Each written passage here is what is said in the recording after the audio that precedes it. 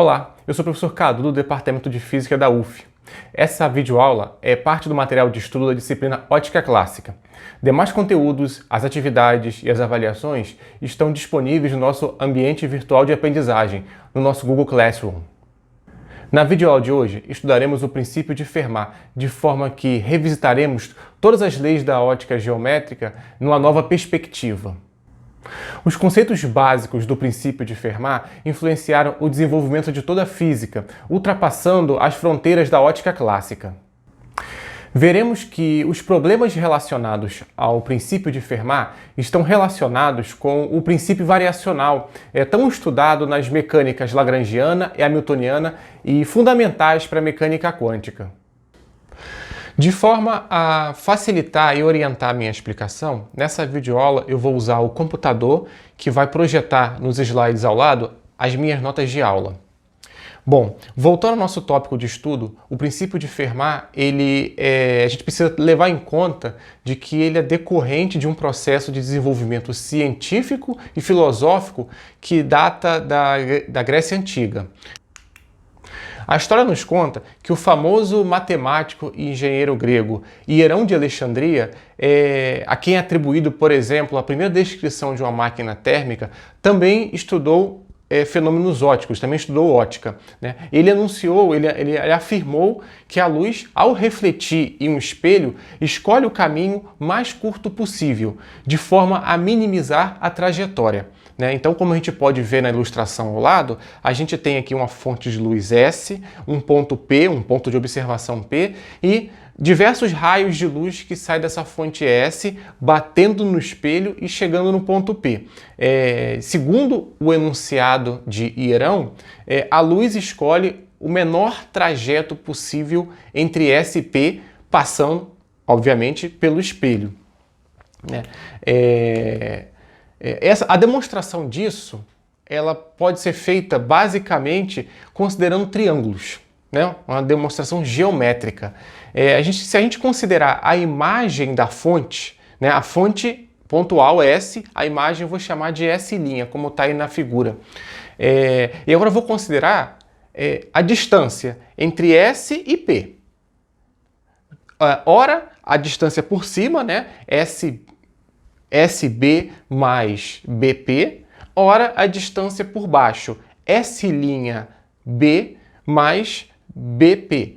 A gente verifica que geometricamente, que essas distâncias são iguais, dado que a imagem da fonte está à mesma distância do espelho do que o objeto à fonte, a gente vê que essas distâncias são iguais, tanto por cima ou por baixo. E aí a gente vê que o caso em que minimiza a trajetória é o caso em que a distância S', P, é a menor possível. E essa distância, esse caso é justamente quando a distância entre S' e P é uma linha reta. Ou seja, isso só acontece quando o raio de luz que sai da fonte S reflete exatamente no ponto B. Refletido no ponto B, ele vai voltar para o ponto P, seguindo essa trajetória que, teoricamente, levaria o mesmo tempo do que um raio de luz saindo do ponto S' até o ponto P. A partir dessa observação, Hierão ainda concluiu que o ângulo de incidência da luz, o ângulo formado entre o raio de luz incidente e a direção normal ao espelho, a direção normal ao espelho, ele é exatamente igual ao ângulo de reflexão, o ângulo formado entre o raio refletido e essa direção normal.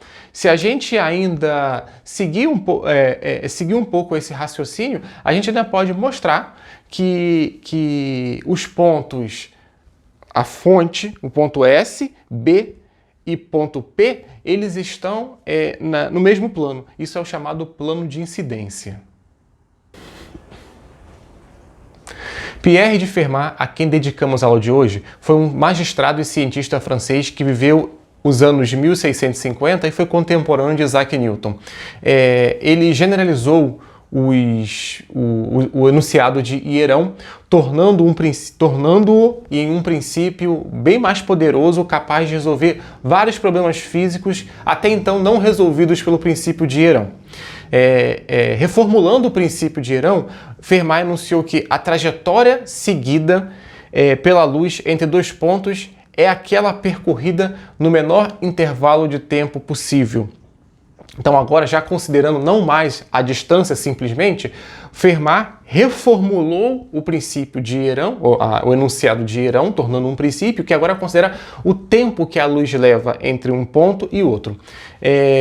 Vamos analisar esse caso agora, considerando a refração da luz num dióptro, né? Então, como está aí na figura ilustrada. Então, imagine o seguinte caso: a luz parte do ponto P1, propaga até o dióptro, chegando no ponto P, nesse ponto ela sofre uma refração e depois seguindo em direção ao ponto P2.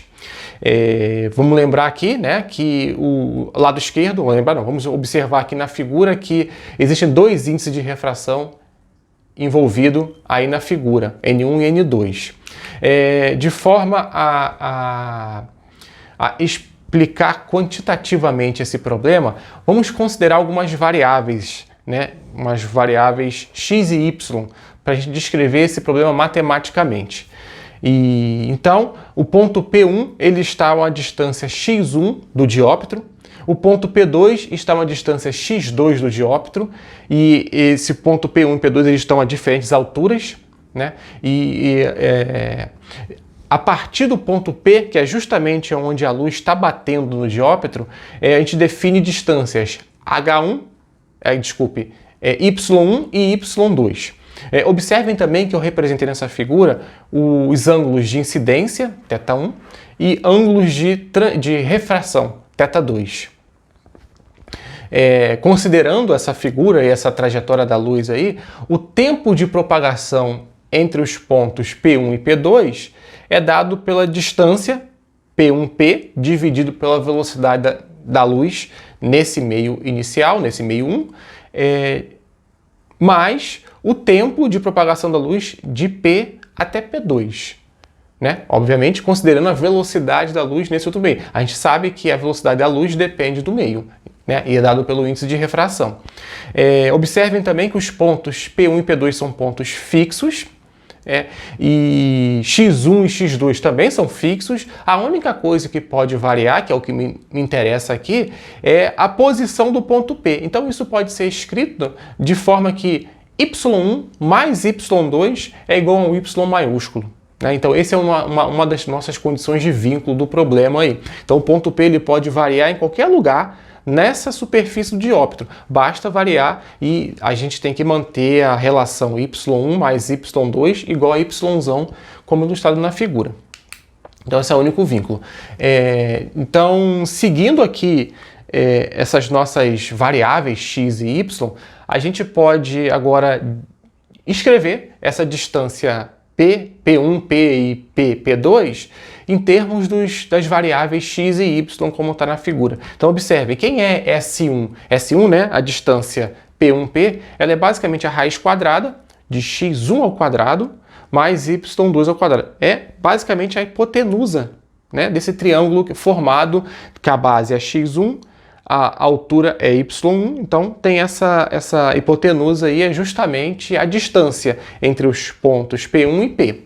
E aí, se eu pego essa distância e divido pela velocidade, ela me dá o tempo que a luz gasta para sair de P1 até P. Bom, o mesmo procedimento pode ser feito de P até P2, né? Basicamente, de novo, essa diagonal aí, essa hipotenusa, x2 mais y2, e a raiz quadrada disso aí igual a S2, dividido por V2 dá o tempo que a luz vai gastar para ir de P até P2. Fazendo um pouquinho de matemática. Que matemática? Na verdade, é só basicamente reescrever que a velocidade da luz em um dado meio ela é igual a C dividido pelo índice de refração. Então, se eu substituir V por C sobre N, a gente pode reescrever esse tempo agora em função da velocidade da luz, que é uma constante universal. E aí, o que vai sobrar aí, na verdade, é que existe uma distância. Essa distância a gente define ela, dizendo, esse n vezes a distância é o que a gente chama de caminho óptico, né? Então, eu vou ter dois caminhos ópticos.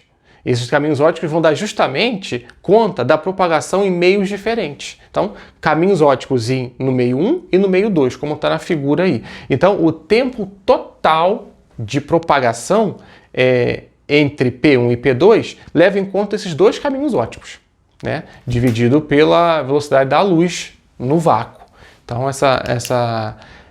esse caminho óptico total ele pode ser escrito dessa forma aí, e dessa forma que é C vezes T. Então, C vezes T é igual ao caminho óptico.